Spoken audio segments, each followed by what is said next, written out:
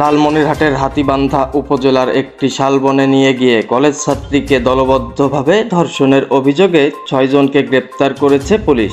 আজ শনিবার সকালে তাদের গ্রেপ্তার করা হয়। পুলিশ ও ভুক্তভোগী কলেজ ছাত্রীর পরিবারের সঙ্গে কথা বলে জানা যায়, এক ব্যবসায়ীর ছেলে ওই ছাত্রীকে বিয়ের প্রলোভন দেখিয়ে প্রথম ধর্ষণ করেন এবং ধর্ষণের ভিডিও মুঠোফোনে ধারণ করেন। পরে ওই ভিডিও দেখিয়ে গত বৃহস্পতিবার শালবনে নিয়ে তাকে কয়েকজন সংঘবদ্ধভাবে ধর্ষণ করেন। গতকাল শুক্রবার ওই কলেজ ছাত্রীর বাবা ধর্ষণের অভিযোগে হাতীবান্ধা থানায় মামলা দায়ের করেন। ওই মামলায় 6 জনকে গ্রেপ্তার করা হয়েছে। গ্রেপ্তার করা ব্যক্তিরা হচ্ছেন হাতীবান্ধা উপজেলার দক্ষিণ গোতামারি গ্রামের আব্দুল সাত্তার, বয়স 32 বছর, দইখাওয়া বাজার এলাকার রোকন, বয়স 30 বছর, রাকিবুল ইসলাম, বয়স 19 বছর, আল আমিন, বয়স 19 বছর, রতন মিয়া, বয়স 28 বছর, নওদাবাস এলাকার সুলতা, বয়স 40 বছর। পুলিশ ও মামলা সূত্রে জানা গিয়েছে, উপজেলার এক কলেজ ছাত্রীর সঙ্গে ও দক্ষিণ গোতামারি গ্রামের বাসিন্দা দুলাল হোসেনের ছেলে আব্দুল সাত্তারের সঙ্গে প্রেমের সম্পর্ক গড়ে ওঠে। প্রেমের এক পর্যায়ে ওই কলেজ ছাত্রীকে বিয়ের প্রলোভন দেখিয়ে ধর্ষণ করেন